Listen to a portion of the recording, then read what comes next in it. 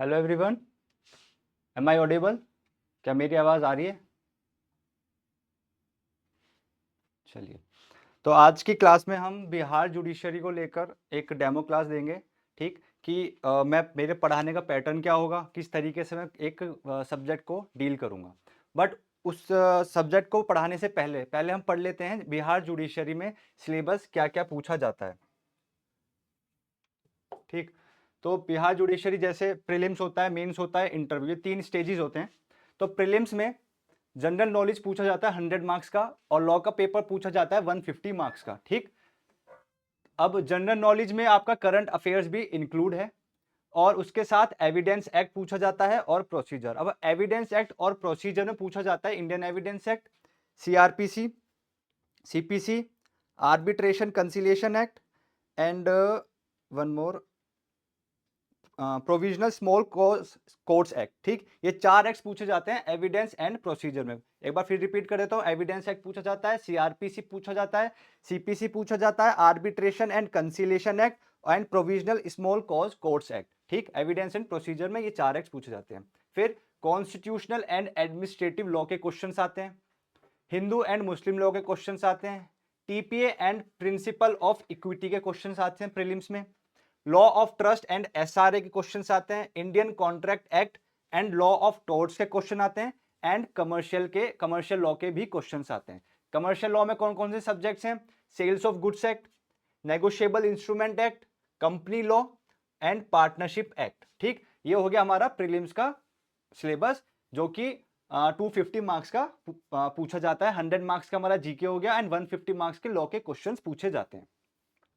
इसके बाद अगर हम बात करें मेंस में, तो मेंस में ना 2 टाइप के पेपर होते हैं। एक होता है कंपलसरी पेपर, जिसमें आपको जो पेपर दिए जाएंगे वो आपको अटेंड करने हैं। ठीक, एक होता है ऑप्शनल पेपर। उस ऑप्शनल पेपर में से आपको 5 पेपर दिए जाएंगे, उसमें से 3 सब्जेक्ट आपको चूज करने हैं। ठीक, कंपलसरी में सारे सब्जेक्ट्स के आंसर्स आपको लिखने हैं, एंड ऑप्शनल में आपको जब आप मेंस का फॉर्म फिल करेंगे तो आपको मेंशन करना पड़ेगा कि ऑप्शनल पेपर में से ऐसे 3 से कौन सब्जेक्ट हैं जिन पे हम अपना आंसर लिखेंगे। ठीक, तो कंपलसरी पेपर में जनरल नॉलेज का एग्जाम पेपर होगा, जो कि 150 मार्क्स का होगा। जनरल साइंस का 100 marks, general Hindi 100 marks, general English 100 marks, and law of evidence and procedure 150 marks. Law of evidence and procedure में वही 4 सब्जेक्ट्स अपने इंक्लूड हैं।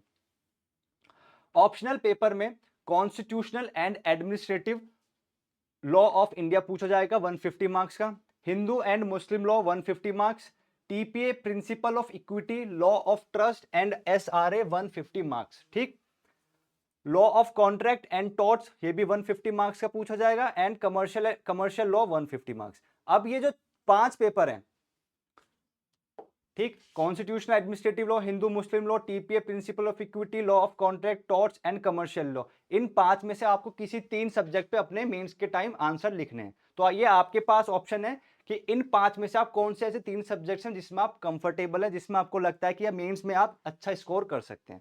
तो आपको 3 ऐसे सब्जेक्ट्स चूज करने होंगे।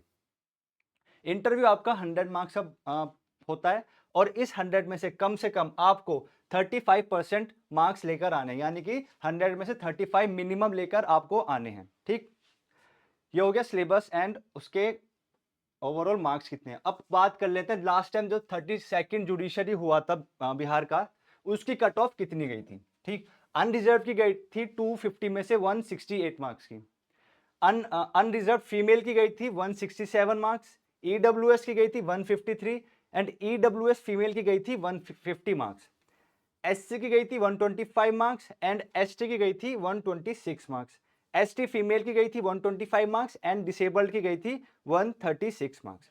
तो ये आपका कट ऑफ हो गया। सिलेबस मैंने बता दिया, कट ऑफ मैंने बता दी, तो एक छोटा सा आपको आइडिया मिल गया कि आपको 250 में से सेफ साइड रहने के लिए कितने मार्क्स चाहिए। पर ये डिपेंड करता है कि प्रीलिम्स में क्वेश्चन का पैटर्न कैसे पूछा गया, हार्ड था, डिफिकल्ट था। 32nd जुडिशरी में थोड़ा मैं बोलूंगा नॉर्मल से थोड़ा मॉडरेट था, यानी कि थोड़ा डिफिकल्ट लेवल था क्वेश्चंस में, इसलिए थोड़ी कट ऑफ इतनी ज्यादा नहीं गई, 168 गई है। अगर पेपर इजी आएगा तो कट ऑफ हमारी हाई हो जाएगी। ठीक, तो ये था हमारी कट ऑफ और मार्क्स के बारे में। आज हम पढ़ेंगे अपनी डेमो क्लास में कॉन्स्टिट्यूशन के बारे में, ठीक। यानी कि मैं आज डील कराऊंगा कॉन्स्टिट्यूशन में आर्टिकल 12, आर्टिकल 13 एंड थोड़ा बहुत आर्टिकल 14। इससे आपको थोड़ा आइडिया लग जाएगा कि आपको मैं पढ़ाऊंगा कैसा, मेरा पढ़ाने का पैटर्न क्या है, अगर जो मैं आपको पढ़ा रहा हूं वो आपको समझ में आ रहा है या नहीं आ रहा, ठीक। तो स्टार्ट करते हैं आर्टिकल नंबर 12, जो कि बात करता है डेफिनेशन की। डेफिनेशन किसकी? स्टेट की। अब ये स्टेट कौन होता है? यह स्टेट वो स्टेट नहीं है कि उत्तर प्रदेश हो गया, बिहार हो गया, छत्तीसगढ़ हो गया, एमपी हो गया, राजस्थान, ये इस स्टेट की नहीं बात करता। हम पार्ट 3 पढ़ रहे हैं जो कि बात करते हैं फंडामेंटल राइट्स की, ठीक। मौलिक अधिकार जब एक सिटीजन को दिया जाता है तो उस बारे में हम पढ़ रहे हैं। अब मौलिक अधिकार सिटीजन्स को दिया जाता है, ठीक। ये हमने पढ़ लिया, किसको दिया जाएगा? सिटीजन्स को, जो नागरिक हैं भारत के। अब किसके अगेंस्ट दिया जाएगा? तो ये दिया जाता है स्टेट के अगेंस्ट, ठीक। अगर स्टेट ने कोई ऐसा कार्य किया जिससे कि किसी नागरिक का मौलिक अधिकार वायलेट हो रहा है, तो हमारे पास ये रेमेडी है कि हम सुप्रीम कोर्ट, हाई कोर्ट में जाके अपने मौलिक अधिकार को प्रोटेक्ट कर सकते हैं, ठीक। तो पहले देख लेते हैं कि स्टेट की डेफिनेशन में कौन कौन इंक्लूड है, यानी कि हम स्टेट किसको मानेंगे, ठीक। तो डेफिनेशन आर्टिकल 12 बात करता है स्टेट की, और इसमें क्या लिखा है? द स्टेट इंक्लूड्स, स्टेट क्या इंक्लूड्स करता है? पहला, government and parliament of India, यानी कि केंद्र सरकार और अपनी जो संसद है उस वो स्टेट में आती है, ठीक। दूसरा, government and legislature of each of the state, यानी कि हमारे जितने भी स्टेट है ना, हर स्टेट की जो भी लेजिस्लेटिव बॉडी है वो, और हर स्टेट की गवर्नमेंट, वो भी हमारी स्टेट की कैटेगरी यानी डेफिनेशन में आती है। फिर बात करते हैं हम ऑल लोकल और other authorities within the territory or under the control of the government, ठीक। तो पहले हमने क्या क्या देखा?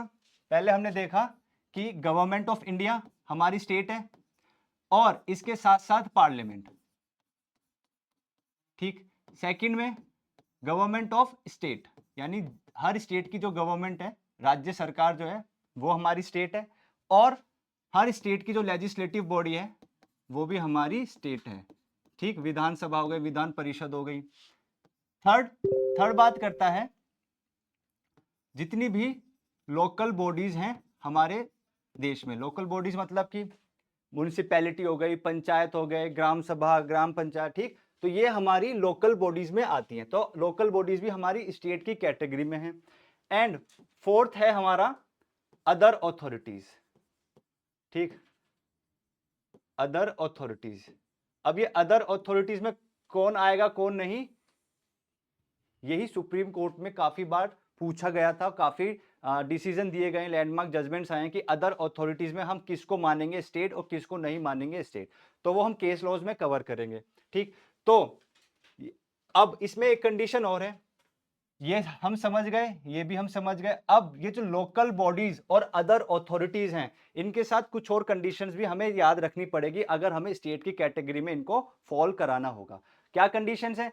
कि ये जो लोकल बॉडीज हैं या अदर अथॉरिटीज हैं, ये भारत के अंदर होनी चाहिए, with in the territory of India, पहली कंडीशन। या फिर अगर बाहर नहीं, मतलब इंडिया में नहीं है, कहीं दूसरे देश में है, तो वहां पर उनका जो हमारी केंद्र सरकार है उनका कंट्रोल होना चाहिए, ठीक। ध्यान से सुनने में क्या बोल रहा हूं, जितनी भी हमारी लोकल बॉडीज हैं या हमारी अदर अथॉरिटीज हैं जो स्टेट की कैटेगरी में आना चाहती हैं, उनको दो कंडीशंस फुलफिल करनी पड़ेंगी। पहली कंडीशन कि वो भारत की टेरिटरी में हो, ठीक। दूसरी कंडीशन, अगर भारत की टेरिटरी में नहीं है, आउट ऑफ इंडिया है, तो वहां आउट ऑफ इंडिया जिस भी देश में है वहां पर हमारे केंद्र सरकार का यानी सेंट्रल गवर्नमेंट का कंट्रोल उन पर होना चाहिए। अगर इन दोनों में से कोई एक कंडीशन भी फुलफिल हो गई तो ये स्टेट की कैटेगरी में आ गई, ठीक। तो स्टेट, ये प्रीलिम से पूछा जाता है स्टेट में क्या क्या इंक्लूड है, तो गवर्नमेंट ऑफ इंडिया हो गई, parliament of India, government of each state and legislative bodies of each state, ठीक। उसके बाद ऑल लोकल बॉडीज और other authorities whether within territory of India, या तो भारत के अंदर हो या फिर अगर भारत के बाहर है तो उनका कंट्रोल होना चाहिए, किनका? सेंट्रल गवर्नमेंट का, ठीक। अब हमने समझ लिया ये स्टेट में होते कौन कौन है।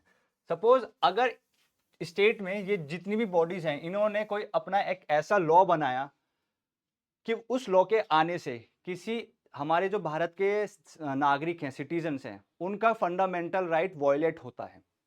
अगर इन्होंने कोई लॉ बनाया, उस लॉ के आने से किसी भी भारतीय का या इंडियन सिटीजन्स का लॉ वॉयलेट होता है, तो हमारे पास क्या ऑप्शन है? हम आर्टिकल 32 या आर्टिकल 226 का यूज करके हाई कोर्ट और सुप्रीम कोर्ट जा सकते हैं कि हमारा फंडामेंटल राइट वॉयलेट हुआ है, इसको प्रोटेक्ट किया जाए। ठीक, तो हम क्या समझे, फंडामेंटल राइट्स किसको दिए जाते हैं? भारत के नागरिकों को। किसके अगेंस्ट दिए जाते हैं? स्टेट्स के अगेंस्ट। अब स्टेट्स में कौन कौन है? आर्टिकल 12 में हमने अच्छे से कवर कर लिया। ठीक, आई होप आपको समझ में आया होगा कि इसमें आर्टिकल 12 में स्टेट्स किस किस को बोला गया है, राइट। तो आइए एक बार देख लेते हैं कि इसमें केसेस कौन कौन से हैं, क्योंकि कॉन्स्टिट्यूशन पढ़ रहे हैं, कॉन्स्टिट्यूशन बिना केस के पढ़ना तो कुछ फर्क ही नहीं पड़ेगा, मतलब कोई मजा ही नहीं आएगा। तो केसेस के लिए पहला केस है university of Madras versus Santabai. ठीक, पहला केस कौन सा है? University of Madras versus Santabai. इसमें क्या था? मद्रास हाई कोर्ट का डिसीजन है और मद्रास हाई कोर्ट ने क्या हेल्ड किया था? That other authorities could only be interpreted by using the principle of egesdem generis. ठीक, therefore it could only mean authorities exercising governmental or sovereign function. Madras high court ने क्या बोला है? मद्रास हाई कोर्ट ने बोला है,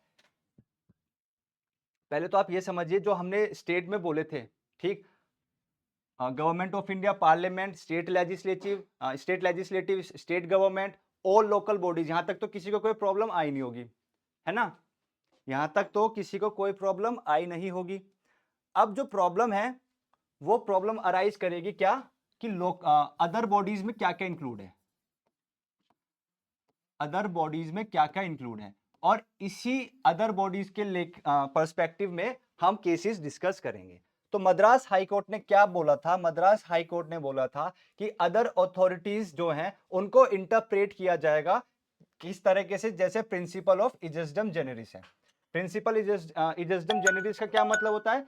कि जो पहली चीज है बिल्कुल हम उसको एज इट इज मान लेंगे, जैसे गवर्नमेंट ऑफ इंडिया, पार्लियामेंट है, इनका जो नेचर है वही नेचर अदर बॉडीज का भी माना जाएगा according to the principle of ejusdem generis. यानी हूबहू, जो हूबहू पार्लियामेंट जो काम करती है, स्टेट लेजिस्लेटिव जो काम करती है, राज्य सरकार जो काम करती है, केंद्र सरकार जो काम करती है, या लोकल बॉडीज जो काम करती है, हूबहू इनका ही फंक्शन अदर बॉडीज का भी यही माना जाएगा। किस कैसे, क्यों? क्योंकि प्रिंसिपल ऑफ इजस्डम जेनेरिस के अकॉर्डिंग, ये मद्रास हाई कोर्ट ने बोला। ठीक, therefore it could only mean authorities exercising governmental or sovereign functions। फिर मद्रास हाई कोर्ट ने बोला कि इजस्डम जेनेरिस का प्रिंसिपल फॉलो करते हुए हमें यह पता चलता है कि जो अदर बॉडीज हैं इनका क्या फंक्शन है? इनका फंक्शन वही है जो गवर्नमेंट और सॉवरेन फंक्शन है। यानी जो हमारे राज्य सरकार, केंद्र सरकार, लेजिस्लेटिव बॉडीज जो काम करती हैं वही काम अदर बॉडीज का है, और इसलिए अदर बॉडीज में governmental and sovereign functions include है। ठीक, यहां तक आई गेस सबको समझ में आया होगा, कोई प्रॉब्लम? ठीक, आगे चलते हैं दूसरा केस। अब दूसरा केस इसमें था electricity board Rajasthan versus Mohanlal. ठीक, इस केस में क्या हुआ था? Supreme court rejected the interpretation of Santabai case. Supreme court ने क्या करा, जो इससे पहले वाला केस था संताबाई केस, इस केस में जो मद्रास हाई कोर्ट ने हेल्ड किया था, इलेक्ट्रिसिटी बोर्ड राजस्थान ने बोल दिया कि जो मद्रास हाई कोर्ट ने संताबाई वाली केस में जो अपना डिसीजन दिया है हम उसको रिजेक्ट करते हैं। हम ये नहीं मानते कि principle of ejusdem generis follow किया जाएगा। ठीक, फिर क्या बोला सुप्रीम कोर्ट ने? Supreme court held that the expression other authorities is wide enough to include all authorities created by the constitution or statute on whom the power is conferred by law. Supreme court ने बोला कि other authorities जो term use करी गई है article 12 में, इसका scope बहुत वाइड है। ठीक, हम खाली इसको गवर्नमेंट और लेजिस्लेटिव बॉडीज तक ही सीमित नहीं रख सकते, अदर बॉडीज का स्कोप बहुत ज्यादा वाइड है। अब वाइड है तो इसमें कौन कौन सी बॉडीज आएंगी? वो सारी बॉडीज आएंगी जो हमारा संविधान जो हमारा संविधान के अंडर में जो बॉडीज बनती हैं, यानी जो कॉन्स्टिट्यूशन के अकॉर्डिंग कोई बॉडी क्रिएट होगी, हम उसको अपनी अदर बॉडीज मानेंगे, या किसी लॉ में, किसी लॉ के अंडर में कोई अगर बॉडी क्रिएट होती है तो हम उसको अदर बॉडीज में मानेंगे। इट मींस हम उसको स्टेट मानेंगे। ठीक। It is not necessary that the authority must be engaged in performing governmental or sovereign function. Supreme court ने एक चीज और बोली कि ये जरूरी नहीं है कि जो कॉन्स्टिट्यूशन या लॉ ने कोई बॉडी बनाई है तो वो जरूरी नहीं है कि वो गवर्नमेंटल या सॉवरेन फंक्शन करेगी ही करेगी। इतना ही सफिशिएंट है अगर वो कॉन्स्टिट्यूशन या किसी लॉ के तहत उनका गठन होता है तो उनको माना जाएगा कि वो स्टेट की कैटेगरी में है, यानी कि वो अदर बॉडीज में हैं। ठीक। ये डिसाइड हुआ था electricity board Rajasthan versus Mohanlal, but ये वाला केस भी इतना अच्छे से फॉलो नहीं किया गया। नेक्स्ट डिसीजन था सुखदेव सिंह वर्सेस भगत राम। इस केस में बोला गया था, supreme court held that if the function of the corporations are of public importance and closely related to the government functions then it should be treated as agency or instrumentality of the government. Supreme court ने इस case में क्या बोला था कि अगर कोई भी कॉर्पोरेशंस, अभी तक हम क्या पढ़ रहे थे, गवर्नमेंट या लेजिस्लेटिव या कॉन्स्टिट्यूशन या किसी लॉ के तहत कोई बॉडी बनती है तो हम उसको अदर बॉडी मानते हैं, स्टेट मानते हैं। उन लोगों का क्या, जो प्राइवेट कंपनीज हैं, कोई अगर प्राइवेट कंपनी रन कर रहा है, ठीक, तो क्या प्राइवेट कंपनी आपकी स्टेट की डेफिनेशन में आएगी या नहीं आएगी, ये इस वाले केस में बताया गया था। ठीक।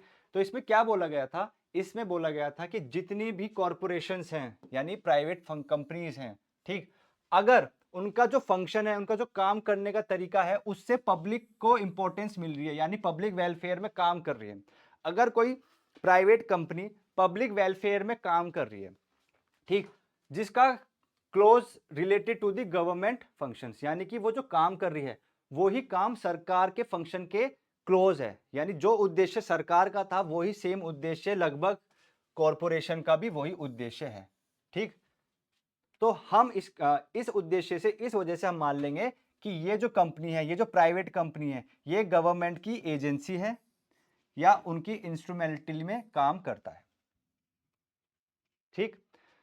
अगर कोई प्राइवेट कंपनी काम कर रही है और उस काम का जो फंक्शन है, उसकी जो इंपॉर्टेंस है, उसका जो ऑब्जेक्ट है, मोटिव है, वो पब्लिक को हित दिलाने में, पब्लिक इंपॉर्टेंस में, वही जो हमारी राज्य सरकार, केंद्र सरकार है, ये भी क्या करती है, पब्लिक इंपॉर्टेंस में काम करती हैं।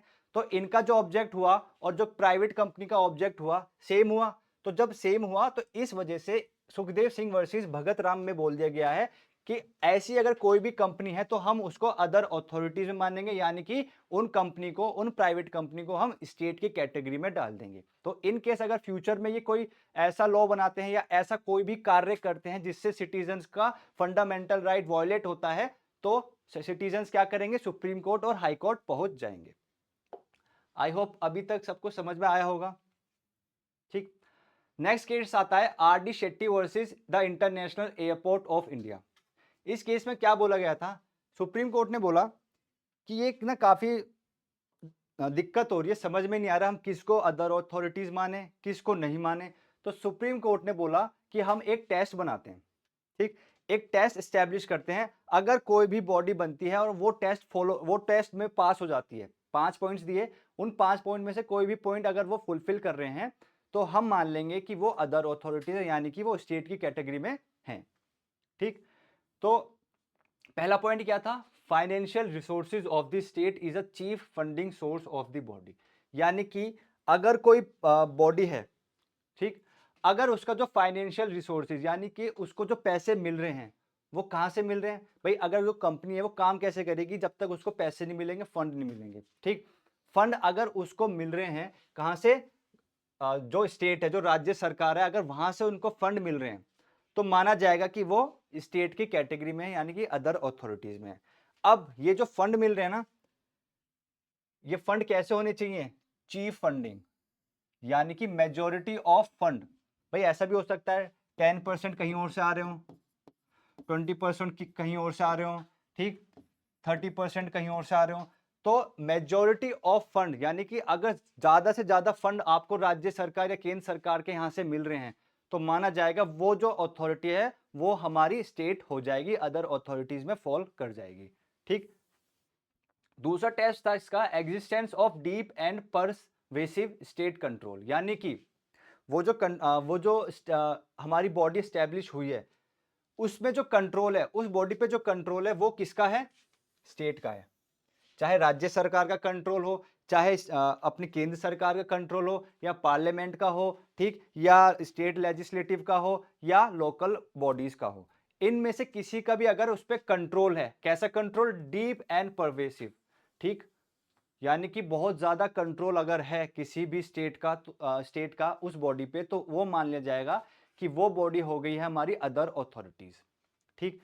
तीसरा टेस्ट है इसमें functional character of the body is governmental in essence, यानी कि जो बॉडी बनी है उसका जो काम करने का तरीका है वो हूबहू ऐसा ही है जैसे कोई अगर गवर्नमेंट कंपनी करती है, अपना काम करने में जो काम लेती है वही माना जाएगा। अगर जो कंपनी स्टैब्लिश है उसका भी जो कैरेक्टर है काम करने का वो हूबहू ऐसा ही जैसे किसी स्टेट का है, तो हम उस अदर बॉडी को स्टेट की कैटेगरी में डाल देंगे। ठीक।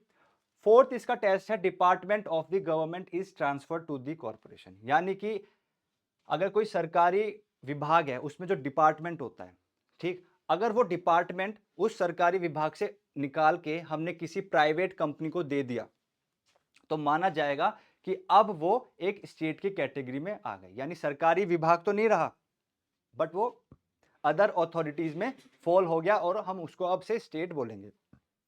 क्योंकि तो सिंपल था ना, अगर सरकारी विभाग में कोई डिपार्टमेंट है, अब वो डिपार्टमेंट सरकार को लगा कि यहां से हमें लॉस हो रहा है, हमें प्राइवेट को दे देना चाहिए, तो अगर उन्होंने सरकारी विभाग को उठाकर प्राइवेट को दे दिया किसी डिपार्टमेंट को, तो वो माना जाएगा कि अब वो अदर अथॉरिटीज में आ गया और अब ये स्टेट की कैटेगरी में आएगा। ठीक। लास्ट टेस्ट है इसका whether the corporation enjoys monopoly status which is state conferred और स्टेट प्रोटेक्टेड। अब देखिए जो लास्ट टेस्ट है ना, लास्ट टेस्ट बात करता है मोनोपोली की, मोनोपोली स्टेटस। ठीक। मोनोपोली स्टेटस मतलब कि सपोज कि कोई अगर कोई बिजनेस रन कर रहा है किसी मार्केट में, तो उसके कोई कॉम्पिटिटर है ही नहीं, वो अकेला ही उस मार्केट को रन कर रहा है। ठीक। अब अकेला मार्केट कैसे रन कर सकता है? या तो किसी को अपने जो कॉम्पिटिटर्स हैं उनको डराकर कि अगर तुमने ये बिजनेस दोबारा से स्टार्ट किया तो हम तुम्हें परेशान करेंगे, तुम्हारी फैमिली से किसी को उठा लेंगे या मार देंगे। ठीक। बदमाशी कर कर उनको डराकर अकेले मार्केट में वही रूल कर रहे हैं। या तो एक ये तरीका है मोनोपोली का कि भाई हम ही हैं, हमसे ही सामान खरीदो और कोई से और किसी से भी आप सामान नहीं खरीद सकते। ठीक। एक ये तरीका हो गया। दूसरा तरीका क्या हुआ कि कंपनी या कोई जो बिजनेस रन कर रहे हैं वो इतनी अच्छी क्वालिटी का सामान दे रहे हैं ना कि दूसरे लोग वो क्वालिटी का सामान दे ही नहीं सकते। तो अगर हमें सस्ते दाम में बहुत अच्छी क्वालिटी का सामान मिल रहा है तो हम कहां से खरीदेंगे? हम वहीं से खरीदेंगे। ठीक। तो दूसरा तरीका क्या हुआ कि अच्छी क्वालिटी का अगर हम सामान दे रहे हैं तो हमारी मोनोपोली उसमें रहेगी। तो फिफ्थ टेस्ट में यही बोला गया कि अगर कोई प्राइवेट कंपनी वो अपना मोनोपोली स्टेटस रन कर रही है, यानी कि वो मोनोपोली अपने मार्केट में अकेला ही है, अगर है तो मतलब उसमें अब दो कंडीशंस फॉलो की जाएंगी। मोनोपोली है तो ठीक है, अब दो कंडीशन और क्या फॉलो की जाएगी, यानी कि टेस्ट के लिए दो कंडीशंस क्या देखी जाएंगी? पहली कि ये जो मोनोपोली दी है ना ये स्टेट ने दी है, मतलब कि स्टेट ने बोला कि अच्छा ABC नाम की जो कंपनी है, आप जो ये काम कर रहे हो, बिजनेस कर रहे हो, सामान बेच रहे हो दुकान में जा जाकर, ऐसा है अब से आप ही बेचोगे और हम किसी और को रजिस्टर करेंगे नहीं, किसी और को सर्टिफिकेट देंगे नहीं इस बिजनेस का। हमने इस स्टेट में सिर्फ और सिर्फ आपको ही सर्टिफिकेट दिया है, और कोई आएगा सर्टिफिकेट के लिए हम मना कर देंगे। एक तो ये तरीका स्टेट ने बोल दिया कि अब से बस आप ही हो इस बिजनेस में और कोई घुसेगा नहीं, आप अपनी मोनोपोली स्टार्ट रखिए। तो अगर स्टेट ने कन्फर्म कर दिया तो इसका क्या मतलब हुआ कि ये अदर अथॉरिटीज में आ गई, यानी कि ये क्या बन गए? ये बन गए हैं स्टेट, आर्टिकल 12 के अकॉर्डिंग। ठीक। दूसरी कंडीशन क्या फॉलो की जा सकती है इसके अलावा? दूसरी कंडीशन इसके अलावा स्टेट प्रोटेक्टेड, स्टेट प्रोटेक्टेड, यानी कि जो ABC नाम की कंपनी है वो जो अपना बिजनेस रन कर रहे हैं वो बहुत ही अच्छी क्वालिटी का कर रहे हैं और कम दाम में कर रहे हैं, तो मोनोपोली बनती जाएगी। बट जो उनके कॉम्पिटिटर्स हैं, वो कह रहे हैं अच्छा कम दाम में इतना अच्छा सामान दे रहे हो, नुकसान होएगा, इसको मारो या इसको हम इसका बिजनेस बंद कराते हैं।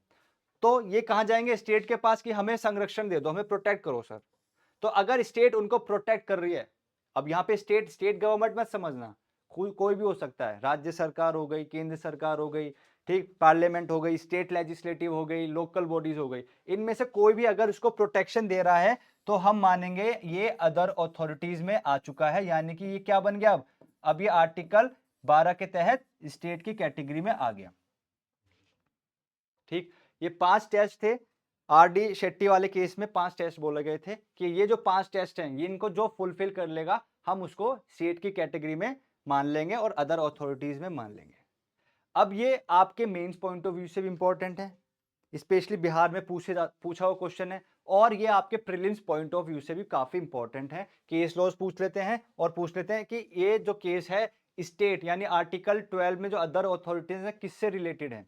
तो 5-6 केसेस दे देंगे और हमें डिसाइड करना पड़ेगा कि इनमें से कौन सा जो केस है वो अदर अथॉरिटीज से रिलेटेड है। ठीक, तो कौन कौन से केस थे एक बार देख लीजिए जो अदर अथॉरिटी से रिलेटेड है, क्योंकि इशू यही उठा था सुप्रीम कोर्ट में, बार बार केसेस यही जा रहे थे कि अदर अथॉरिटीज में हम क्या माने, किन अथॉरिटीज को माने कि ये स्टेट है, किन अथॉरिटीज को माने कि ये स्टेट नहीं है। तो आर डी शेट्टी वाले केस में इस क्वेश्चन मार्क पे फुल स्टॉप लगा दिया था, बोला था कि हमने टेस्ट बना दिए हैं, अगर ये टेस्ट फुलफिल हो गए तो हम इसको मानेंगे स्टेट, अदरवाइज स्टेट नहीं मानेंगे। ठीक, तो पहला केस था यूनिवर्सिटी ऑफ मद्रास वर्सेस संताबाई, दूसरा केस था electricity board Rajasthan versus Mohanlal. ठीक, तीसरा था Sukhdev Singh versus Bhagat Ram, and fourth था हमारा R D Shetty versus international airport of India. ठीक, ये हमारे 4 केसेस थे जो कि आपके अदर अथॉरिटी से रिलेटेड थे। आर्टिकल 12 में कोई प्रॉब्लम किसी को? सिंपल सा था। ठीक, ये आपके प्रीलिम्स और मेंस दोनों पॉइंट ऑफ व्यू से इंपॉर्टेंट है। अब बात कर लेते हैं आर्टिकल नंबर 13, क्योंकि अभी तो आर्टिकल 12 में हमने पढ़ा स्टेट, यानी कि जो हमें फंडामेंटल राइट मिलेंगे किसको मिलते हैं? सिटीजन्स को। क्या खाली सिटीजन्स को ही मिलते हैं? बाहर के यानी पर्सन्स को भी मिलते हैं, अदर पर्सन्स को भी मिलते हैं, बट हम अभी सिटीजन्स की बात करते हैं। ठीक, यानी कि सिटीजन्स को अगर जो फंडामेंटल राइट मिलते हैं उनको वॉयलेट कौन कर सकता है? स्टेट कर सकती है। कोई एक ऐसा कानून लिया है जिससे कि किसी भारतीय नागरिकों का फंडामेंटल राइट वॉयलेट हो रहा है। ठीक, तो हमें ये प्रोटेक्शन मिलती है किसके अगेंस्ट? फंडामेंटल राइट्स वॉयलेट होने किसके अगेंस्ट मिलती है? ये मिलती है हमें स्टेट के अगेंस्ट। स्टेट में कौन कौन है मैंने अब अच्छे से आपको बता दिया और अदर अथॉरिटीज भी बता दी। ठीक, अब बात करते हैं जो ये स्टेट है जो ये लॉ बनाएगी, ये लॉ क्या होता है, कैसा लॉ बना सकती हैं? ये बात आर्टिकल नंबर 13 में की गई है। फंडामेंटल राइट्स हमारे आर्टिकल 14 से स्टार्ट होते हैं। ठीक, आर्टिकल 12 में सिर्फ बताया गया स्टेट क्या होते हैं, आर्टिकल 13 में बताया गया कि स्टेट जो है लॉ कैसे बनाएंगी। ठीक, तो हमारा फर्स्ट बोलता है all laws in force in the territory of India immediately before the commencement of this constitution in so far as they are inconsistent with the provision of this part shall to the extent of such inconsistency be void. यानी कि यहां पे बोला गया है कि जो हमारा जब हमारा भारतीय संविधान लागू हुआ था उससे पहले जो लॉज थे, भाई ऐसा तो है नहीं कि भारत का जो संविधान जब लागू हुआ है जब भी हमारे लॉज बने, पहले भी लॉज थे, पहले भी लोग गवर्न हो रहे थे किसी लॉज के अंडर। तो कॉन्स्टिट्यूशन लागू होने से पहले जो हमारे लॉज हम पे अप्लाई हो रहे थे, अगर उनका कोई एक भाग भी हमारे जो कॉन्स्टिट्यूशन के जो प्रोविजंस पार्ट 3 को वायलेट करते हैं, पार्ट 3 किस बारे में बात करता है? Fundamental rights. तो यानी पिछले प्री कॉन्स्टिट्यूशनल लॉ जो हमारे कॉन्स्टिट्यूशन से पहले जो लॉ थे, वो उस लॉ में अगर कोई भी एक ऐसा भाग है जो पार्ट 3 को वायलेट करता है तो हम उस भाग को वॉइड बोल देंगे। ठीक, to the extent of such inconsistency, यानी वो भाग जो फंडामेंटल राइट यानी पार्ट 3 को वॉयलेट करता है हम उस भाग को वॉइड बोल देंगे। ठीक, जैसे कि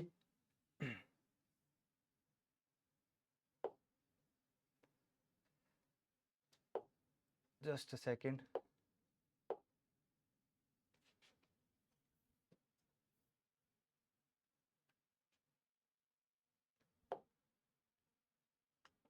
सपोज करो कोई ये लॉ बना था 1920 में, मान लेते हैं, ठीक है, 1920 में कोई लॉ बना, उस लॉ में 1 2 3 4 5 ये 5 प्रोविजंस थे, कोई भी मान लेते हैं जस्ट एग्जांपल के लिए। एक 1920 में लॉ बना जिसमें 5 प्रोविजंस थे, ठीक।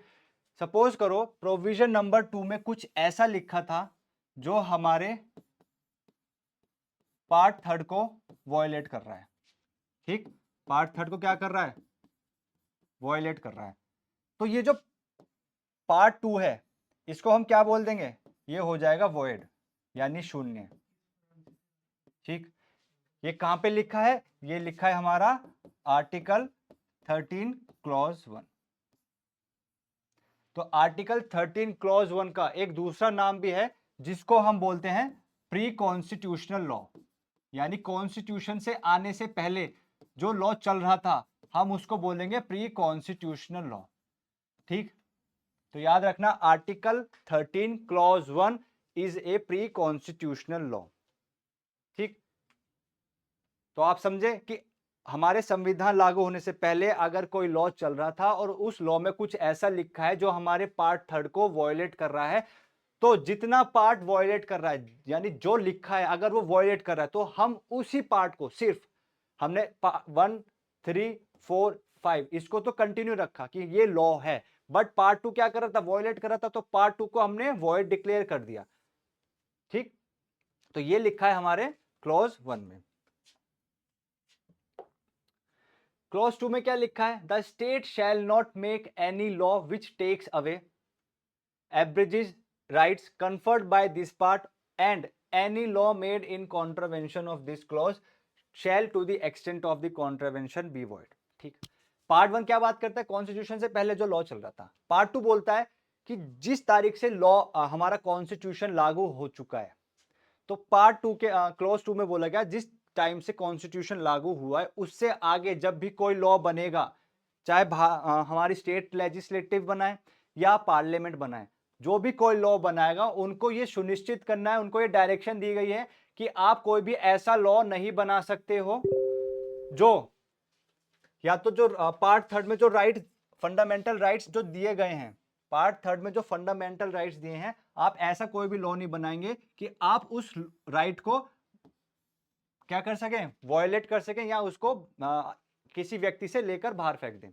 कि जो हमें राइट दिया गया है फंडामेंटल राइट, हम ऐसा कोई भी लॉ नहीं बनाएंगे कि वो लॉ हमारे फंडामेंटल राइट को वॉयलेट करता है, ठीक। कि आपने एक ऐसा लॉ बना दिया कि आज से सपोज करो जस्ट फॉर एग्जांपल कि इक्वालिटी पे था आर्टिकल 14 इक्वालिटी, ठीक। अब एक ऐसा लॉ बना दिया कि अब इक्वालिटी नाम का कोई कंसेप्ट ही नहीं रहा, उन्होंने बोल दिया आर्टिकल 14 में इक्वालिटी नाम का कोई कंसेप्ट नहीं है। तो ये क्या हो रहा है, हमारे फंडामेंटल राइट को वॉयलेट किया गया, हमसे दूर लेके चले गए, ठीक। हमारे पास जो राइट था इक्वालिटी का हमसे दूर लेके चले गए, टेक अवे कर गए। कैसे करा, लॉ बनाया। तो यही बोला गया है कि कॉन्स्टिट्यूशन लागू होने के बाद आप कोई भी ऐसा लॉ नहीं बनाएंगे जो किसी फंडामेंटल राइट को आप किसी भी भारतीय नागरिक से दूर लेके चले जाएं, ठीक। अगर ऐसा कोई लॉ आपने बनाया, तो यहां पे इन्होंने यही बोला है अगर कोई ऐसा लॉ बनाया और वो जो लॉ आपका बन रहा है वो वॉइड कहलाया जाएगा। वो क्या कहलाया जाएगा, वो वॉइड कहलाया जाएगा, ठीक।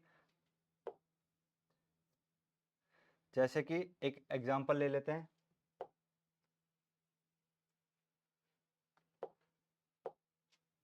अब बात करते हैं सेकंड क्लॉज की। सेकंड क्लॉज में क्या लिखा है कि आपने कोई लॉ बनाया और वो लॉ क्या कर रहा है, पार्ट थर्ड को क्या कर रहा है, वॉयलेट कर रहा है, ठीक। अब क्या पूरा लॉ वॉयलेट कर रहा है, नहीं। तो इन्होंने यही बोला है कि अगर किसी भी लॉ का कोई भी पार्ट वॉयलेट करेगा तो वो पार्ट हम उसको शून्य घोषित कर देंगे। तो सपोज करो 4 इसके क्लॉजेस थे किसी भी प्रोविजन, ये मान लो सेक्शन नंबर, हम जस्ट एग्जांपल ले रहे हैं, section number 2 of XYZ law, यानी कि पार्लियामेंट ने एक नया कानून बनाया है। कब बनाया है, 1952 को, जब हमारा संविधान लागू हो गया ना, उसके बाद एक कानून बनाया XYZ नाम का। और XYZ नाम का जो कानून है उसमें जो सेक्शन नंबर 2 है, उसमें जो सेक्शन नंबर 2 का प्रोविजन नंबर 1 है, सपोज करो 3 प्रोविजन है, 1 प्रोविजन, थर्ड एंड सेकंड। जो सेक्शन प्रोविजन नंबर 1 है यानी क्लॉज 1 है 2 का, वो क्या है, वो पार्ट थर्ड को वॉयलेट कर रहा है। तो क्लॉज 2 में बोला गया कि हम इस क्लॉज को शून्य घोषित कर देंगे। हम क्या कहेंगे, हम इसको कहेंगे ये आज से वॉइड है। और पार्ट 2 और पार्ट 3 कंटिन्यू रहेंगे, इसको हम लॉ की कैटेगरी में मानेंगे। ठीक, ये हमारा बोलता है 13 का क्लॉज 2 या सब आर्टिकल 2 इस बारे में बात करता है। तो हम ये बोल सकते हैं जो 13 का क्लॉज 2 है ये पोस्ट कॉन्स्टिट्यूशनल लॉ है, यानी संविधान के आने के बाद का लॉ। संविधान के आने से पहले का लॉ प्री कॉन्स्टिट्यूशनल लॉ, वो कहां पर है, क्लॉज 1। संविधान के आने के बाद यानी पोस्ट कॉन्स्टिट्यूशनल लॉ, वो कहां पर है, क्लॉज 2। ठीक, यहां तक इजी, किसी को कोई प्रॉब्लम तो नहीं है, समझ में आया? बिल्कुल स्टार्टिंग से लेके चल रहे हैं स्क्रैच, बिल्कुल कि जिसने अपनी एलएलबी कंप्लीट कर लिया है, वो तैयारी करना चाहता है, उसको अभी कुछ नहीं पता, एलएलबी मतलब अपने कॉलेज में पढ़ाई तो करी बट वहां उसको समझ नहीं आया। ठीक, बिल्कुल उस तरीके से लेकर चल रहे हैं। क्लॉज 1 क्लॉज 2 में किसी को कोई प्रॉब्लम हो, अगर किसी को सब कुछ समझ में आया तो प्लीज एक बार यस लिख दीजिए। ठीक, अब बात करते हैं हम आर्टिकल 13 के क्लॉज 3 के बारे में। 1 में तो हमने पढ़ा प्री कॉन्स्टिट्यूशनल लॉ, सेकंड में हमने पढ़ा पोस्ट कॉन्स्टिट्यूशनल लॉ। अब आर्टिकल 13 के क्लॉज 3 में पढ़ते हैं कि लॉ है क्या। इतने टाइम से हम लॉ लॉ लॉ विधि, ठीक, क्या है ये, तो ये बात करता है हमारा क्लॉज 3 का सब क्लॉज ए और सब क्लॉज बी। ठीक, अब यहां पे लिखा है ए में लॉ। लॉ तो हमने क्या है, लॉ में क्या क्या है, तो law includes ordinance, order, bylaws, rules, regulations, notification, customs, usages. ठीक, ये प्रीलिम्स में क्वेश्चन बन जाता है आपका। पहला क्वेश्चन तो ये बनता है कि संविधान में लॉ कहां पे डिफाइन किया गया है, तो आर्टिकल 13 क्लॉज 3 के सब क्लॉज ए में लॉ को डिफाइन किया गया है। ठीक, दूसरा क्वेश्चन बनता है कि लॉ में क्या क्या इंक्लूड है, तो क्या क्या इंक्लूड है, ऑर्डिनेंस, ठीक, order, bylaws, rules, regulations, notifications, custom and usages, ये सब लॉ की कैटेगरी में आते हैं। अब इसके साथ हमें यह भी ध्यान रखना है कि ये लॉ की कैटेगरी में तो आते हैं बट ये कहां पर हैं, having in the territory of India having the force of law, यानी कि ordinance, order, bylaws, rules, regulations, custom, notification, ये कहां पर हैं, ये भारत के जो टेरिटरी है यानी भारत में अप्लाई हो रहे हैं। कैसे अप्लाई हो रहे हैं, फोर्स ऑफ लॉ, यानी कि कानून के तहत हम इन ऑर्डर्स को, रूल्स को, रेगुलेशंस को किसी भी व्यक्ति पर थोप सकते हैं, यानी संवैधानिक है क्योंकि लॉ ने बनाया है, पार्लियामेंट ने बनाया है, स्टेट लेजिस्लेटिव ने बनाया है, प्रेसिडेंट ने ऑर्डिनेंस पास किया है, गवर्नर ने ऑर्डिनेंस पास किया है। कैसे किया है, लॉ के तहत। ठीक, लॉ के तहत किया है। तो अब ये जो लॉ के तहत कानून बनाया गया है, हम इसको बाय फोर्स भी अप्लाई करवा सकते हैं। कहां पर, टेरिटरी ऑफ इंडिया, भारत के अंदर, तभी हम इसको मानेंगे ये लॉ है। तो प्रीलिम्स में मेंस में अगर आपको लिखना है तो ये चीज भी बतानी पड़ेगी, इंपॉर्टेंट है। ठीक, ये हो गया हमारा लॉ की डेफिनेशन। इसके बाद हम बात करते हैं सब क्लोज बी में क्या लिखा है, लॉज इन फोर्स। क्या लिखा है, लॉज इन फोर्स। अभी हमने पढ़ा लॉ क्या होता है, अब हम पढ़ेंगे लॉज इन फोर्स। अब ये क्या होता है लॉज इन फोर्स, इसमें लिखा है इंक्लूड्स लॉज पास्ड और मेड बाय ए लेजिस्लेचर और other competent authority in the territory of India before the commencement of constitution. यानी कि ये जो संविधान लागू हुआ है भारत में, इससे पहले भी लॉज थे। तो भारत में संविधान लागू होने से पहले जो भी लॉज पास किए गए हैं, किसने पास किए, कॉम्पिटेंट अथॉरिटी ने या लेजिस्लेचर ने। ठीक, कौन पास कर सकता है, कॉम्पिटेंट अथॉरिटी या फिर लेजिस्लेचर ने। ठीक, ऐसे कोई भी लॉज जो संविधान लागू होने से पहले अप्लाई हो गए हैं, पास हो गए हैं, किसी कॉम्पिटेंट अथॉरिटी ने करे हो या किसी लेजिस्लेटिव ने किए हो, और वो जो लॉज है ना संविधान लागू होने से पहले रिपील्ड भी नहीं हुए, रिपील्ड मतलब हटाए नहीं गए, ओमिटेड नहीं हुए। सपोज करो कोई XYZ नाम का लॉ है और संविधान लागू होने से पहले अगर वो हट गया, उसको हटा दिया गया कि इसकी कोई वैल्यू नहीं है, आज से इस लॉ की कोई जरूरत नहीं है, तो संविधान लागू होने से पहले हम उस लागू होने के बाद हम उसको लॉ नहीं मानेंगे। क्यों नहीं मानेंगे? क्योंकि हमने क्या कर दिया, हमने उसको रिपील कर दिया था। तो यहाँ पे यही लिखा है, ऐसे कानून जो संविधान लागू होने से पहले तो चालू थे, लागू थे, और साथ ही साथ उनको हटाया नहीं गया, रिपील्ड नहीं करा गया, तो संविधान जब लागू होगा तो जो संविधान से पहले जो लागू लॉज थे उनको हम लॉ इन्फोर्स मानेंगे। ठीक, तो लॉज इन्फोर्स मानेंगे हम। ये आपको समझ में आया? फिर लिखा है, notwithstanding that any such law or any part thereof may not be then in either operation of at all or in particular area. यानी कि यहाँ पे बोला गया ये जो लॉज इन्फोर्स होंगे, चाहे ये पूरे भारत में अप्लाई हों, लागू हों, या किसी भी पार्ट में लागू हों। सपोज करो ये भारत का नक्शा है, जस्ट एज्यूम, ठीक, एग्जाम्पल के लिए। तो ये जो लॉज इन्फोर्स है ना, सपोज करो संविधान लागू होने से पहले यहां तक ही अप्लाई हो रहे थे, पूरे भारत में नहीं लागू हो रहे थे, सिर्फ इतने पार्ट में लागू हो रहे थे, तो तब भी हम इसको क्या मानेंगे, हम इसको लॉज इन्फोर्स मानेंगे। ठीक, ये बात करता है माटा आर्टिकल 13 का क्लॉज 3। अब आते हैं लास्ट क्लॉज पे, जो कि बात करता है, nothing in this article shall apply to any amendment of this constitution made under article 368। ठीक, आर्टिकल 368 किस बारे में बात करता है? अमेंडमेंट की। ठीक, तो यहां पे बोला गया है कि अगर संविधान में अमेंडमेंट हुआ तो वो जो अमेंडमेंट होगा हम उसको लॉ की कैटेगरी में नहीं मानेंगे। अभी तक हमने क्या माना था? लॉज में क्या क्या है? Ordinance, order, by rules, rules, regulations, notification, custom, usages, ये सब लॉ है। बट लॉ क्या नहीं है? अगर संविधान को अमेंड किया गया आर्टिकल 368 में, आर्टिकल 368 को हम लॉ की कैटेगरी में नहीं मानेंगे। ये बताया गया है हमारा क्लॉज 4 में। ठीक, फिर बात आती है कि ठीक है, अगर हम लॉ नहीं मानते तो इट मीन्स जो स्टेट है, तो स्टेट के पास तो पावर आ गई ना, जब वो लॉ की कैटेगरी में नहीं है। यानी कि हम आर्टिकल जो हमारा संविधान हम अमेंड करेंगे, अमेंड करने के बाद हम किसी भी व्यक्ति का फंडामेंटल राइट वापस ले सकते हैं। इसका तो यही मतलब हुआ भाई। हम आर्टिकल, सपोज करो कोई भी आर्टिकल है, आर्टिकल 14 ले लेते हैं। ठीक, आर्टिकल 14 में इक्वालिटी है, equality before law.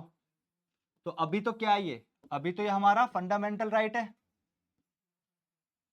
But parliament ने क्या करा? पार्लियामेंट ने बोला कि हम आर्टिकल 368 को यूज करते हुए इक्वालिटी बिफोर लॉ को क्या कर देते हैं? समाप्त कर देते हैं। तो ये अमेंडमेंट हुआ, अमेंडमेंट के बाद ही इसको समाप्त किया। तो क्या ऐसा पार्लियामेंट कर सकती है? क्योंकि लॉ की कैटेगरी में तो आया नहीं है ये भाई। स्टेट के पास रेस्ट्रिक्शंस लगाई गई थी कि अब ऐसा कोई भी लॉ नहीं बनाओगे जो किसी भी सिटीजन का फंडामेंटल राइट उनसे छीने। यही था, स्टेट कोई भी लॉ नहीं बनाएगी कि जो आपने लॉ बनाया उससे अगर किसी इंसान का, किसी सिटीजन का फंडामेंटल राइट वॉयलेट नहीं होना चाहिए। क्लॉज 4 में क्या बोला कि आर्टिकल 368 के यूज करते हुए अगर आप संविधान में कोई संशोधन कर रहे हैं तो वो लॉ की कैटेगरी में नहीं आएगा। तो इसका क्या मतलब हुआ कि अगर स्टेट चाहे तो संविधान को अमेंड करके क्या कर सकती है? आपका जो फंडामेंटल राइट है उसको वॉयलेट कर सकती है, यानी आपसे छीन सकती है। क्यों? क्योंकि भाई वो लॉ की कैटेगरी में है ही नहीं, क्लॉज 4 बोलता है। ठीक, तो क्या ऐसा हो सकता है?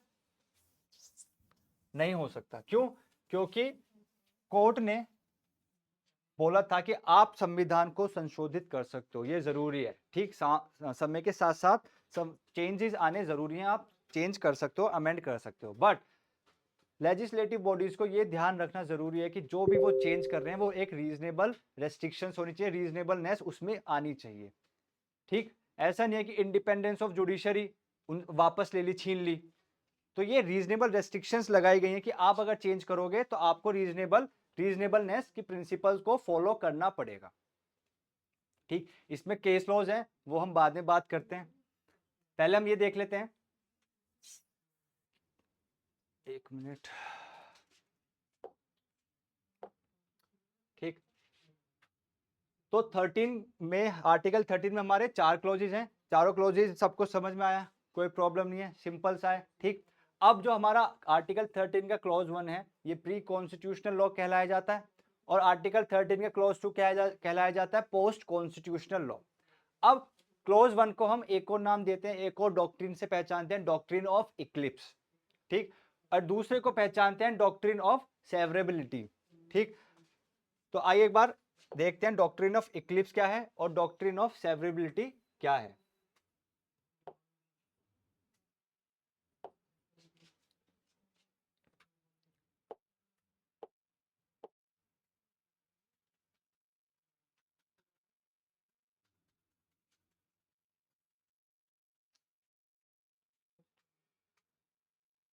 Just a minute.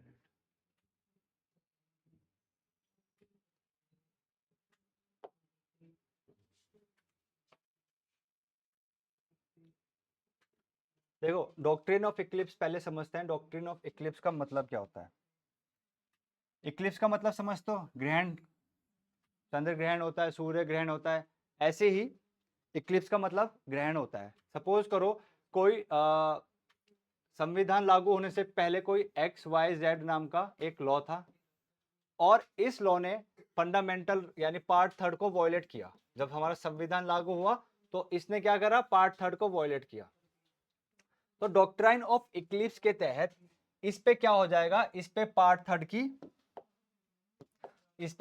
की क्या आ जाएगी, शैडो आ जाएगी, यानी हमारे संविधान का परछाई इस पर आ जाएगी। तो जब परछाई आ जाएगी ये क्या हो जाएगा, इस पे ग्रहण लग जाएगा, ठीक, और ये दिखाई नहीं देगा। जब इसकी जरूरत होगी, यानी इस लॉ को अगर अमेंड कर दिया, इसमें जो कमी थी, जो पार्ट थर्ड को वॉयलेट करा था, वो कमी अगर हट गई तो क्या होगा, फिर ये ग्रहण जो है, ये ग्रहण हट जाएगा। समझ में आया। कोई अगर लॉ है जो कॉन्स्टिट्यूशन से पहले लागू है, हमारा कॉन्स्टिट्यूशन अप्लाई हुआ, अप्लाई होने के बाद पुराना जो लॉ था वो पार्ट थर्ड को वॉयलेट कर रहा था, ठीक, XYZ नाम का जो लॉ था वो पार्ट थर्ड को वॉयलेट कर रहा था। तो जब ये वॉयलेट कर रहा था इसको, पार्ट थर्ड को, तो इसका क्या मतलब हुआ, आर्टिकल 13 क्लॉज 1 के तहत क्या होगा, इसको हम वॉइड बोल देंगे, ठीक। तो जब हम इसको वॉइड बोल देंगे तो फिर लगेगा हमारा आर्टिकल 13(1) के तहत एक डॉक्ट्रिन जिसका नाम है डॉक्ट्रिन ऑफ इक्लिप्स।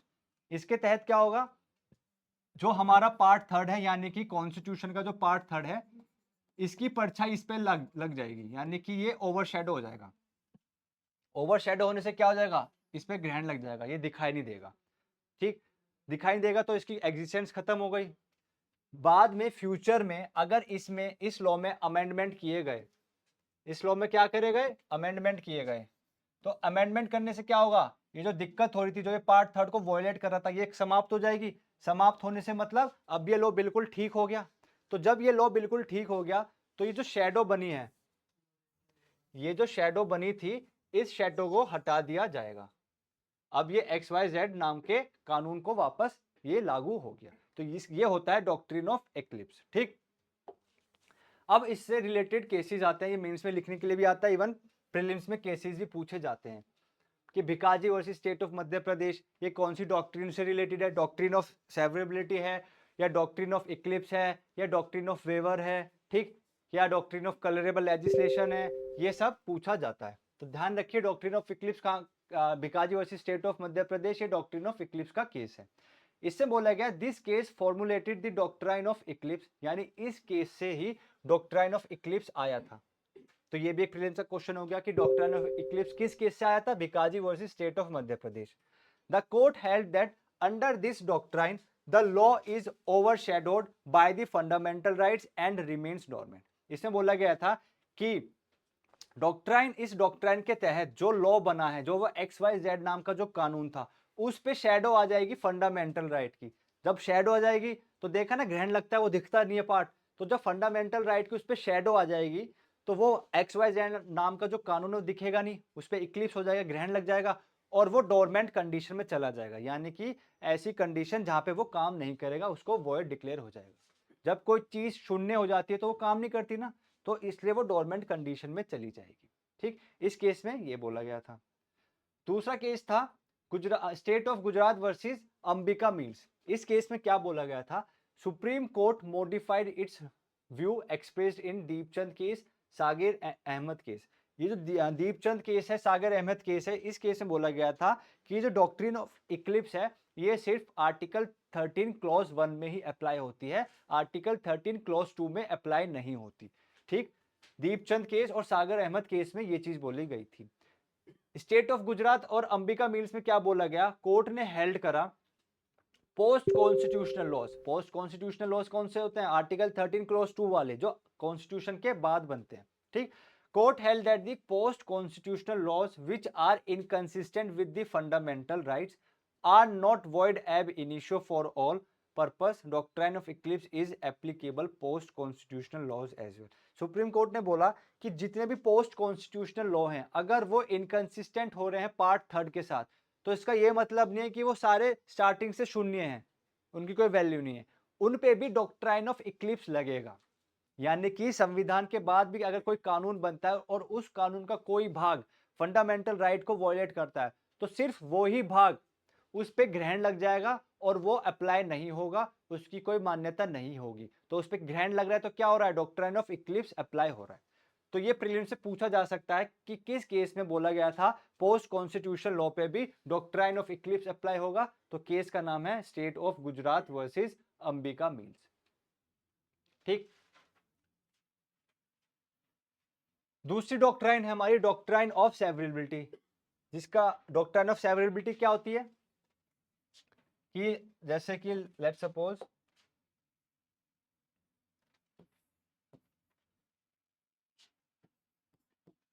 कोई लॉ है जिसमें 4 प्रोविजंस हैं। ठीक, तो अगर ये वाला भाग पार्ट थर्ड को वॉयलेट कर रहा है तो डॉक्ट्राइन ऑफ सेवरेबिलिटी के अकॉर्डिंग इस भाग को हम शून्य बोल देंगे और अब से 1, 3 और 4 सिर्फ ये अप्लाई होगा हमारे पार्ट थर्ड पर। यानी इनको हम क्या बोलेंगे, इनको हम बोलेंगे लॉ, ये लॉ की कैटेगरी में आएंगी। यानी इसको हमने अलग करके फेंक दिया, ये होता है हमारी सेवरेबिलिटी, यानी अलग करना, सीवियर करना, किसी चीज से उसको हटाकर अलग कर देना। डॉक्ट्राइन ऑफ इक्लिप्स में क्या था कि हम अलग तो नहीं कर रहे हैं, हम उस पर शेडो बना रहे हैं कि अभी तो आपकी कोई वैल्यू नहीं है, इन फ्यूचर आप में अगर चेंजेस किए गए और आप बिल्कुल सही हो गए तो वो जो ग्रहण आप पे लगा है वो हटा दिया जाएगा और आपकी वैल्यू हो जाएगी। बट इक्लिप्स में क्या है कि आपके अगर आप अगर पार्ट थर्ड को इनकंसिस्टेंट कर रहे हैं, वॉयलेट कर रहे हैं, तो वो पार्ट जो इनकंसिस्टेंट है सिर्फ और सिर्फ उस पार्ट को निकाल के हम बाहर फेंक देंगे, बाकी का जो पार्ट बचा वो लॉ कहलाया जाएगा, उसकी वैल्यू होगी। ठीक, ये होता है डॉक्ट्राइन ऑफ सेवरेबिलिटी। अब इस पे केस है आरएमडीसी वर्सेस यूनियन ऑफ इंडिया। इसमें सुप्रीम कोर्ट ने इलेबोरेटली डिस्कस किया था कि डॉक्ट्राइन ऑफ सेवरेबिलिटी होता क्या है और फिर हेल्ड किया था कि when after removing the invalid portion what remains is a complete code then there is no necessity to declare the whole act void. यहाँ पे सुप्रीम कोर्ट ने बहुत अच्छी बात बोली थी कि ये जो लॉज हैं, सपोज को मैंने अभी बताया था ना, फर्स्ट पार्ट है, सेकंड पार्ट है, थर्ड पार्ट है, अगर सेकंड पार्ट वॉयलेट है तो हम उसको हटा देंगे, निकाल देंगे और फर्स्ट और थर्ड पार्ट ही अप्लाई होगा, यानी कि इनको हम लॉ की कैटेगरी में डाल देंगे। तो सुप्रीम कोर्ट ने बोला कि ठीक है, इस पार्ट को हमने निकाल के बाहर फेंक दिया, बट ये जो बचा है यानी क्लॉज 1 और क्लॉज 3 जो बचा है, अगर इसकी वैल्यू है, यानी कि जिस उद्देश्य से जिस ऑब्जेक्ट से हमारा जो लॉ बना था उसका जो पर्पस था, अगर क्लॉज 1 और क्लॉज 3 के रहते रहते वो पर्पस पूरा हो रहा है, तभी हम मानेंगे कि हाँ ये ठीक है और डॉक्ट्राइन ऑफ सेवरेबिलिटी अप्लाई होगी। अगर क्लॉज 1 और क्लॉज 3 के रहते रहते वो जो पर्पस था, वो जो उद्देश्य था लॉ का बनाने का, वो खत्म हो गया, तो हम डॉक्ट्राइन ऑफ सेवरेबिलिटी की मानेंगे नहीं। तो हम क्या कहेंगे, ये पूरा का पूरा लॉ हमारा वॉइड है। हम क्लॉज 2 को ही वॉइड नहीं मानेंगे, हम क्लॉज 1 को भी और क्लॉज 3 को भी वॉइड मान लेंगे। क्यों? क्योंकि हमारा जो क्लॉज 1 और क्लॉज 3 अगर क्लॉज 1 और क्लॉज 3 भी अगर अप्लाई हो रहा है तो उसका उद्देश्य ही नहीं बचा। सारा उद्देश्य कहां पे था? क्लॉज 2 में था, जिसको हम निकाल के बाहर फेंक दिया। अगर क्लॉज 1 और क्लॉज 3 का उद्देश्य रहता है, लॉ बनाने का जो उद्देश्य है वो क्लॉज 1 और क्लॉज 3 पूरा कर रहे हैं, तो ठीक है, हम क्लॉज 2 को निकाल के बाहर फेंक देंगे, क्लॉज 1 और क्लॉज 3 की वैल्यू होगी, डॉक्ट्राइन ऑफ सेवरेबिलिटी अप्लाई हो जाएगी। बट क्लॉज 1 और क्लॉज 3 को मतलब क्लॉज 2 को निकालने के बाद जो क्लॉज 1 और क्लॉज 3 हमारा जो बचा, अगर उसकी वैल्यू लॉ की जो पर्पस था वो पूरा हो रहा है तो हम डॉक्ट्रिन ऑफ सेवरेबिलिटी अप्लाई करेंगे, और अगर पर्पस पूरा नहीं हो रहा तो हम पूरे के पूरे लॉ को वॉइड बोल देंगे। ठीक, तो इस केस में बोला गया था आरएमडीसी वर्सेस यूनियन ऑफ इंडिया। ये आपका प्रीलिम्स का क्वेश्चन है कि किस केस में ये हेल्ड हुआ था। ठीक, दूसरा केस है हमारा Romesh Thapar versus state of Madras. इसमें सुप्रीम कोर्ट ने हेल्ड किया था the law authorises restrictions on fundamental rights which is wide enough to cover restrictions both within and without the limits provided by the constitution, and it is not possible to separate the two, then the whole law is to be struck down। यहाँ पे आप एक चीज समझिए, जो भी fundamental rights किसी citizen को दिए जा रहे हैं, क्या वो एब्सोल्यूट है? जो हमारे संविधान में लिखा है, क्या वो फंडामेंटल राइट्स एब्सोल्यूट है कि जो लिखा है आपको यही मिलेगा, उस पर कोई रेस्ट्रिक्शंस नहीं लग सकती? तो रेस्ट्रिक्शंस लग सकती हैं। सपोज जैसे आर्टिकल नंबर 19 है, ठीक, 19 के आर्टिकल नंबर 19 के क्लॉज 1 में हमें क्या दे रखा है? हमारे राइट्स बता रखे हैं, फ्रीडम ऑफ स्पीच है, ठीक, हम कहीं भी जा सकते हैं, कहीं भी रिसाइड कर सकते हैं, कुछ भी बोल सकते हैं। ठीक, तो कुछ भी बोलने का जो हमारा अधिकार है, जो हमारा फंडामेंटल राइट है, क्या ये एब्सोल्यूट है कि हम किसी को कुछ भी बोल सकते हैं? कि भाई अगर हमने सपोज करो हम एक मंच पे चढ़ के अगर कोई नेता कुछ भाषण दे रहा है, तो हमारा फंडामेंटल राइट हो गया कि हम उसको गाली देने लग जाएं, कुछ भी कहने लग जाएं। अगर हमें कोई रोकेगा तो हम कहेंगे नहीं, ये तो हमारा संवैधानिक मौलिक अधिकार है, आर्टिकल 19 क्लॉज 1 ने दे रखा है।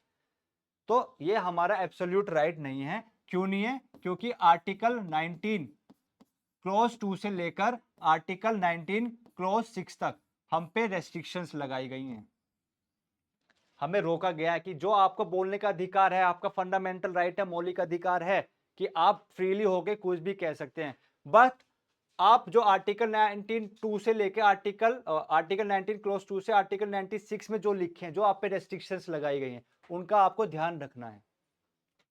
ठीक, तो फंडामेंटल राइट्स हमारे एब्सोल्यूट राइट नहीं है, इनको रेस्ट्रिक्शंस के साथ पढ़ा जाता है। यहाँ पे यही लिखा है। तो इस केस में क्या बोला गया? इस केस में बोला गया है कि जो भी हमें फंडामेंटल राइट्स दिए जाते हैं रेस्ट्रिक्शंस के साथ, ठीक, रेस्ट्रिक्शंस के साथ जो भी फंडामेंटल राइट्स दिए जाते हैं, और वो जो फंडामेंटल राइट्स हैं वो विद इन और without the limits provided by the constitution, यानी कि जो हमारे संविधान में लिखे हैं वो भी रेस्ट्रिक्शंस लगाई गई हैं, और जो नहीं लिखी वो भी रेस्ट्रिक्शंस लगाई गई हैं।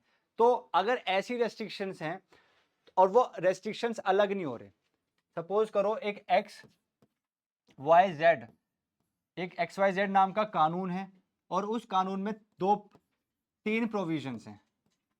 ठीक, अब प्रोविजन नंबर जो 2 है, ये पार्ट 3 को वॉयलेट कर रहा है, यानी हमारे फंडामेंटल राइट को वॉयलेट कर रहा है। तो हमें क्या करना चाहिए? इसको उठा के बाहर फेंक देना चाहिए, और क्लॉज 1 और क्लॉज 3 हम पे अप्लाई होने चाहिए। तो इससे क्या होगा? डॉक्ट्राइन ऑफ सेवरेबिलिटी अप्लाई हो जाएगी। बट यहां पे बोला गया, इस केस से बोला गया कि अगर ये पॉसिबल नहीं है कि हम क्लॉज 2 को किसी एक्ट से निकाल के बाहर फेंक दें, ये पॉसिबल ही नहीं है, तो अब अगर ये पॉसिबल नहीं है तो हम इस पूरे कानून को वॉइड डिक्लेयर कर देंगे। ठीक, पूरे कानून किन 2 कंडीशंस में डिक्लेयर कर सकते हैं वॉइड? इससे पहले वाले केस में बोला था कि जो पर्पस है, जो ऑब्जेक्ट है किसी कानून के आने का, अगर वो ही खत्म हो गया तो पूरे कानून को हम वॉइड बोल देंगे। इससे बोला गया है कि जो भी पार्ट अगर वॉयलेट कर रहा है, अगर वो पार्ट बाकी के पार्ट से अलग नहीं हो रहा, पॉसिबल ही नहीं है उसको अलग कर दें, तो उस कंडीशन में पूरे के पूरे कानून को वॉइड डिक्लेयर कर देंगे। ये बोला गया था Romesh Thapar versus state of Madras में। ठीक, तो ये जो 2 केसेस थे, आई होप आपको समझ में आया होगा। डॉक्ट्राइन ऑफ इक्लिप्स क्या होता है, डॉक्ट्राइन ऑफ सेवरेबिलिटी क्या होता है, केसेस में क्या लिखा है, आर्टिकल 12 समझ में आया होगा। अभी ये मैंने पूरे अच्छे से नहीं पढ़ा है, और भी केसेस हैं, बट मेन केसेस लेकर आया हूँ क्योंकि डेमो क्लास थी, एक आइडिया आपको देना था कि मेरा पढ़ाने का तरीका क्या है। थोड़ा आज क्लास 15-20 मिनट लेट डिले हुई, कुछ टेक्निकल ग्लिच आ गया था, इस वजह से मैं आर्टिकल 14 स्टार्ट नहीं कर पा रहा हूँ। ठीक। आर्टिकल 14 से हमारा फंडामेंटल राइट स्टार्ट होता है, बट फंडामेंटल राइट स्टार्ट करने से पहले हमें आर्टिकल 12 पढ़ना चाहिए और आर्टिकल 13 अच्छे से पढ़ना चाहिए। आर्टिकल 12 और 13 हमारे pre plus mains point of view से इंपॉर्टेंट है। क्यों? क्योंकि जो पार्ट थर्ड में हमें क्या पढ़ना है, हमें पढ़ना है फंडामेंटल राइट्स। किसको दिए जाते हैं फंडामेंटल राइट्स? सिटीजन्स को। क्या खाली सिटीजन्स को ही दिए जाते हैं? नहीं, कोई अगर भारत का नागरिक नहीं है तब भी कुछ फंडामेंटल राइट्स उसको दिए जाते हैं। तो ये तो हमें समझ में आ गया फंडामेंटल राइट्स हम देते किसके हैं। अब ये फंडामेंटल राइट्स हम किसके अगेंस्ट क्लेम कर सकते हैं? ये क्लेम कर सकते हैं स्टेट के अगेंस्ट। स्टेट में कौन? आर्टिकल 12 में जो जो लिखे हैं। ठीक। अब स्टेट के ऊपर ये रेस्पॉन्सिबिलिटी बनती है कि वो ऐसे कानून बनाए जिससे फंडामेंटल राइट वॉयलेट ना हो। ये कहां लिखा है? ये आर्टिकल नंबर 13 में लिखा है, क्लॉज 1 और क्लॉज 2। क्लॉज 1 क्या है? प्री कॉन्स्टिट्यूशनल लॉ, और क्लॉज 2 क्या है? Post constitutional law. लॉ क्या होता है? ये आर्टिकल 13 क्लॉज 3 में बताया गया है। और आर्टिकल 13 क्लॉज 4 में क्या बताया गया कि आर्टिकल 368 के तहत अगर हम संविधान में कोई भी संशोधन करते हैं, वो जो अमेंडमेंट होगा वो लॉ की कैटेगरी में नहीं आएगा। तो इसका क्या मतलब हो गया कि अगर पार्लियामेंट चाहे संविधान में संशोधन करेगी और किसी के भी फंडामेंटल राइट को छीन लेगी। क्या ये पॉसिबल है? नहीं, क्योंकि सुप्रीम कोर्ट ने बोल दिया था केशवानंद भारती केस में कि आप प्रिंसिपल ऑफ रीजनेबलनेस को ध्यान में रख के ही संशोधन करेंगे। ठीक। तो आई होप ये एक पूरा जिस्ट था, मैंने आपको बहुत जल्दी जल्दी बता दिया और आपको एक क्लास पसंद आई होगी। ठीक। इसी तरीके से हम अपनी कॉन्स्टिट्यूशन इवन बाकी के जो मेजर सब्जेक्ट्स हैं, माइनर सब्जेक्ट्स हैं, ऐसे ही हम आपको पढ़ाएंगे। आपको अगर ये क्लास अच्छी लगी, डेमो अच्छी लगी, तो आप बिहार जुडिशरी की जो हम बैचेस स्टार्ट कर रहे हैं, आप टारगेट फॉर आईक्यू टीम से कांटेक्ट करके एनरोल करा सकते हैं। Thank you.